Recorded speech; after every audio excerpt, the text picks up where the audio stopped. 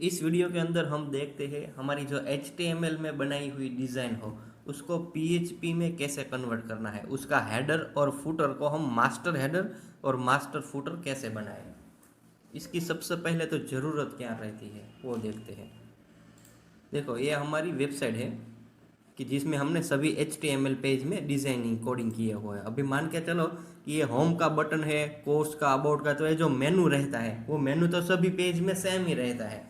फिर हमें सभी पेज में इस मेनू को बनाना पड़ता है। आगे जाकर हम इस वेबसाइट को लाइव करते हैं तो कई बार क्या होता है कि क्लाइंट को कुछ ना कुछ अपडेट रहती है, कोई मेनू के अंदर चेंज करवाना है। तो जितने पेज की वेबसाइट होगी वो सभी पेज में जाकर वो मेनू चेंजेस करने पड़ेंगे। कोई नया मेनू ऐड करना है तो सभी पेज में जाकर वो नया मेनू ऐड करना होगा। सेम उसी तरह फुटर भी सभी वेबसाइट में कॉमन ही रहता है। मतलब जो फर्स्ट पेज में फुटर है उस वेबसाइट का, वो सेम फुटर ही सभी पेज में रहते हैं। तो वहाँ पर भी कई बार क्लाइंट को उसका मोबाइल नंबर चेंज करना होता है या कोई चीज़ चेंज करनी होती है, तो सभी पेज में जाकर हमें वो चेंज करनी पड़ती है। तो ये प्रॉब्लम आगे जाकर ना आए और बनाते वक्त भी हमारे कम कोडिंग में, मतलब कम समय में ज़्यादा कोडिंग कर सके, इसके लिए इस चीज़ की ज़रूरी है। तो सबसे पहले हम देखते हैं कि हमें क्या करना है। सबसे पहले हमने हमारा फोल्डर ओपन कर लिया कि जिसके अंदर हमारा HTML का सारा सारा कोडिंग है। और PHP को रन करने के लिए हमें ज़रूरत पड़ेगी जैम्प की। तो अगर आपके पीसी में जैम्प ना हो तो सबसे पहले जैम्प गूगल से डाउनलोड करो और उसे इंस्टॉल करो। XAMPP by default C drive में इंस्टॉल होगा। अगर आपने किसी और ड्राइव में इंस्टॉल किया होगा तो वहाँ से उसका फोल्डर ढूंढना है। मेरा जैम्प इंस्टॉल है F ड्राइव में, तो F ड्राइव में जैम्प नाम का फोल्डर होगा। आपके पीसी में C ड्राइव में जैम्प नाम का फोल्डर होगा।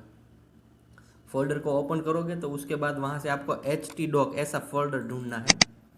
htdoc फोल्डर ढूंढने के बाद उसके अंदर हमें जो भी हम PHP के जो प्रोजेक्ट बनाते हैं वो यहाँ पर रखना है। HTML में कैसा होता था कि हम कहीं पर भी एक फोल्डर बना लेते थे और उसके अंदर कोडिंग स्टार्ट कर देते थे, लेकिन इसके अंदर ऐसी चीज़ नहीं रहेगी।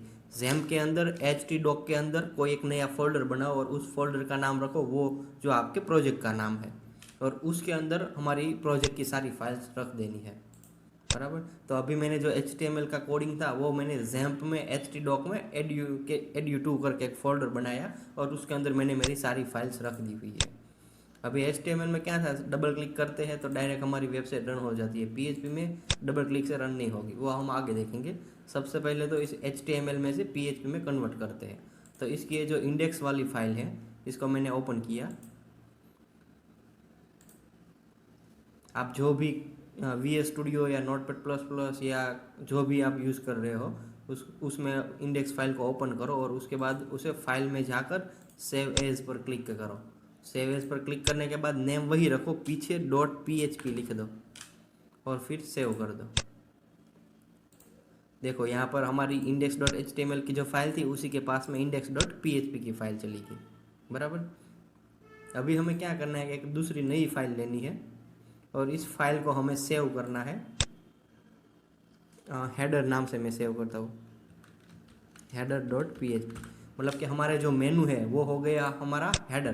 तो अभी हम क्या करेंगे, हमारे सभी पेज के अंदर हमारा जो हेडर था कि जो पोर्शन कॉमन रहता है वो पोर्शन अभी हम HTML की फाइल से कट कर लेते हैं। जहाँ पर मेरा HTML स्टार्ट होता है मैं वहीं से सिलेक्ट करना स्टार्ट करता हूँ। जो मेटा टैग है वो भी मैं साथ में ले लेता हूँ। उसके बाद उसका टाइटल, ये उसका मेनू आ गया, मोबाइल मेनू भी इसी के अंदर आ गया। तो यहाँ तक का उसका हेडर था। तो ये सारा पूरा हेडर मैंने इधर से ले लिया, कट कर दिया और फिर जो हमारी हेडर नाम की दूसरी फाइल बनाई थी उसमें मैंने पेस्ट कर दिया और फिर सेव कर दिया। अभी क्या हो रहा है, एक index.php फाइल है और एक header.php फाइल है। header.php फाइल के अंदर हमारे वेबसाइट के जो हेडर का जितना भी कोडिंग था, HTML टैग जहाँ से शुरू होता है वहाँ से लेकर जहाँ पर हमारा मेनू ख़त्म होता है वहाँ तक का कोडिंग मैंने कट करके header.php में डाल दिया। अभी मैं क्या करूँगा, जो index.php वाली फाइल है उस फाइल में मैं टॉप पे है, ये तो हेडर की फाइल है, index.php में मैं क्या कोडिंग कर देता हूँ। पहले मैं वहाँ पर PHP की स्क्रिप्ट चालू करता हूँ और PHP ख़त्म करता हूँ। इंक्लूड। अभी मैं क्या कर रहा हूँ, PHP की स्क्रिप्ट मैंने शुरू की पीएचपी की स्क्रिप्ट मैंने कंप्लीट की, और इसके बाद इंक्लूड करने के बाद हमने जो फाइल का नाम रखा हुआ था वो फाइल का नाम रख देते। फाइल का नाम था इन header dot P H P, बराबर ना। तो सिंगल कोट में हम लिख देते header dot P H P. अभी इसका मतलब क्या हो गया कि जो हम सबसे पहले अभी जब ब्राउज़र रीड करेगा हमारा कोडिंग, तो सबसे पहले क्या रीड करेगा, टॉप पर से रीड करना शुरू करेगा। टॉप पर उसे दिखेगा header dot P H P, मतलब header dot P H P के अंदर जितना भी कोड है वो कोड सबसे पहले एग्जीक्यूट होगा, और उसके बाद ये वाला कोड एग्जीक्यूट होगा। तो उससे हम देखते हैं ये हमारी HTML की वेबसाइट है। अभी हमने जो PHP में वेबसाइट कन्वर्ट की उसको हमें रन करना है। तो उसको रन करने के लिए हमें क्या लिखना पड़ेगा, सबसे पहले लिखना है लोकल होस्ट। कहाँ पर लिखना है, ब्राउज़र में जहाँ पर आप वेबसाइट लिखते हो वहाँ पर लोकल होस्ट स्लैश, देखो ये हमारा ब्राउज़र है, यहाँ पर हम लिखते हैं लोकल होस्ट स्लैश, फिर आपने htdoc के अंदर जो फोल्डर का नाम रखा था वो फोल्डर का नाम यहाँ पर लिखना है, बराबर। ये सब करने से पहले हमें जैम्प को ओपन करना है। जैम्प को ओपन करने के बाद अपाचे के पास यहाँ स्टार्ट का बटन होगा, उस पर क्लिक करनी है, और MySQL के पास यहाँ स्टार्ट का बटन होगा, उस पर क्लिक करनी है। थोड़ी देर बाद यहाँ पर दोनों जगह ग्रीन हो जाएगा और यहाँ पर स्टॉप का बटन आ जाएगा। इसका मतलब कि हमारा जैम्प स्टार्ट है, बराबर। उसके बाद हमें ब्राउज़र ओपन करना है, आगे लोकल होस्ट लिखना है, स्लैश करके हमने जो PHP का प्रोजेक्ट बनाया है, जो फोल्डर का नाम बनाया था वो फोल्डर का नाम लिखना है, और उसके बाद हमें एंटर प्रेस करनी है।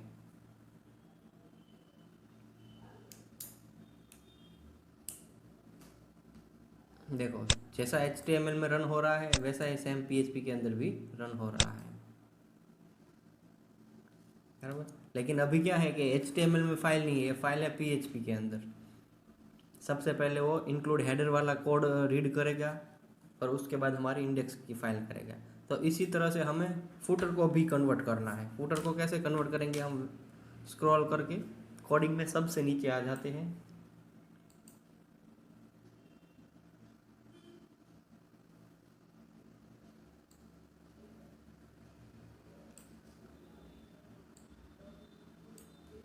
उसके बाद जहाँ पर HTML कंप्लीट होता है वहाँ से हम वो पूरा कोड कॉपी कर लेते हैं। फुटर सबसे पहले तो किसे बोलते हैं, तो देखो ये है फुटर। सभी वेबसाइट में लास्ट में ऐसा आता है, कई कंपनी का नाम, उसका मोबाइल नंबर, मेनू, ये सारी चीज़ें होगी, या सोशल मीडिया का आइकॉन हो गया।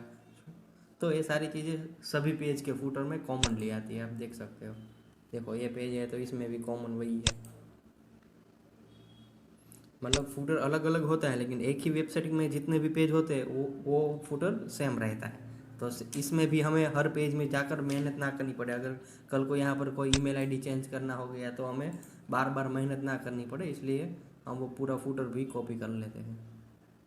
और यहाँ तक का वो फुटर है। तो फुटर का कोड हमने इधर से कट किया, फिर हमने नई फाइल बनाई, उस फाइल को हमने सेव किया footer.php में, और फिर हमने इसको सेव कर दिया, और फिर footer.php में हमने फुटर का पूरा कोड पेस्ट कर दिया, और फिर इसको दोबारा सेव कर दिया। अभी हम वापस आ जाते हैं इंडेक्स फाइल में। इंडेक्स फाइल में हम क्या करते हैं, दोबारा PHP स्क्रिप्ट शुरू करते हैं,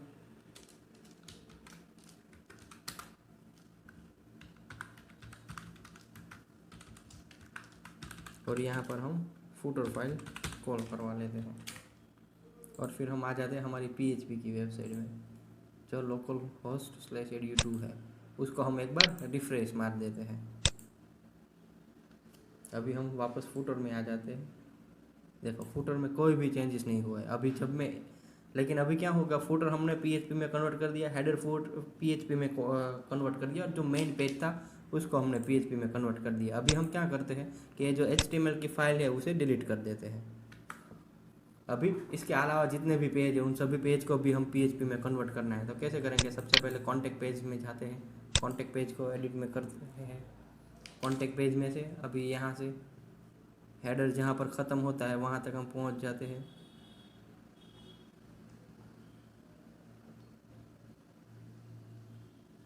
हेडर कहाँ तक का था, हेडर में आ गए हम, ये हेडर फाइल है, ओके यहाँ तक का हेडर था।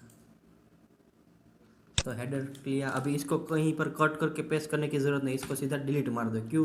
क्योंकि ऑलरेडी हमने हेडर फाइल के अंदर वो कोड रखा हुआ है। यहाँ पर सीधा हेडर को डिलीट मार के हेडर फाइल को कॉल करवा लो।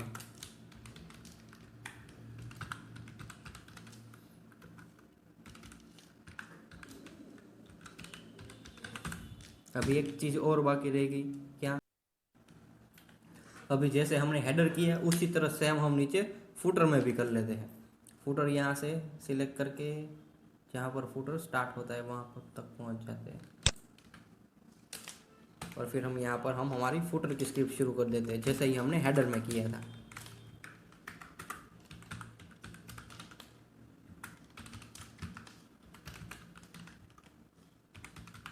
चलो ये तो हो गया, हेडर और फुटर हमने कॉल करवा लिया, लेकिन अभी ये रन नहीं करेगा। क्यों? क्योंकि HTML में सबसे पहले हमें इस कॉन्टेक्ट पेज को .php में सेव करना है, इसलिए हम इसको सेव एज करते हैं। यहाँ पर लिख देते contact.php और ये हमने कर दिया सेव। अब ये हमारा प्रोजेक्ट वाला फोल्डर आ गया है, इसमें देखो contact.php आ गई। तो अभी contact.html वाली फाइल को डिलीट कर देते। इस तरह से अभी मैं सारे पेज पर नहीं कर रहा हूँ। आपकी ई-कॉमर्स वेबसाइट होगी तो 100-150 के आसपास पेज होगी। अगर नॉर्मल वेबसाइट होगी तो 5 से 8-10 के बीच में जितने भी पेजेस हो सभी पेजेस को इस तरह से .php में सेव कर लेना है। एक header.php सेव फाइल बनानी है, एक footer.php फाइल बनानी है। सभी पेज में से हेडर को कट करके header.php में किसी एक का हेडर रख देना है, और फिर वही हेडर फाइल इंक्लूड कर सकते हैं हम जितने भी पेज हैं उन सब में। और सेम उसी तरह जितने भी पेज हैं उन सब में footer.php कॉल करवा लेंगे। बराबर, मैं अभी सभी पेज को नहीं कर रहा। इतना करने के बाद हमें क्या करना है, सबसे पहले हम हमारे मेन इंडेक्स पेज पे या फिर हेडर फाइल पे आ जाते हैं। अभी हमने क्या किया था, जितनी भी मेनू थे वो सभी मेनू में हमने लिंक दिया था .html का। बराबर, जब हमारी PHP में वेबसाइट रन करेगी तब हम किसी पेज पर क्लिक करेंगे तो वो पेज रन नहीं करेंगे। क्यों? क्योंकि अभी हमें कॉन्टैक्ट पर हमने कौन सा लिंक दिया हुआ है, देखो नीचे दिख रहा है contact.html, जबकि अभी contact.html हमारे फोल्डर में एग्जिस्ट नहीं कर रही है। तो क्या एग्जिस्ट कर रहा है? PHP कर रही है ना। तो ये हम यहाँ पर लिख देते contact.html की जगह contact.php। अभी मान के चलो कि आपने तो सभी पेज को .php में कन्वर्ट कर दिया, तो फिर आपको एक एक एक एक ऐसा करने की ज़रूरत नहीं है, हम एक साथ सारी चीज़ें रिप्लेस मार देंगे। और ऐसे करके रिप्लेस ऑल कर दिया और इसको हमने सेव कर दिया। तो हमने जहाँ जहाँ पर भी .html फाइल की लिंक दी थी वो सारी जगह पर .php की लिंक आ गई। सेम वैसा ही हमें फुटर में जाकर भी करना है। फुटर में भी कई जगह पर हमने .html की लिंक दी हुई है, तो वहाँ पर भी हम सारी चीज़ें एक बार रिप्लेस करवा देते हैं। बराबर, इस तरह से हमें हमारी जो HTML की वेबसाइट होती है उसे PHP में कन्वर्ट करनी है मास्टर हेडर और मास्टर फुटर बनाने के लिए। एक छोटी वेबसाइट में ज़्यादा ज़रूरत नहीं है, लेकिन बड़ी वेबसाइट जब होती है उसमें कई बार चेंज आते हैं, तो सारे पेज में ऐसे छोटे छोटे चेंज नहीं करने पड़े, इसलिए। एक गलती से मैंने डबल PHP रख दिया, तो वो मैं सेट कर लेता हूँ। जहाँ पर 2 बार .php है वहाँ पर सिंगल .php हो जाना चाहिए फुटर में, और हेडर में भी तो ओके ही है।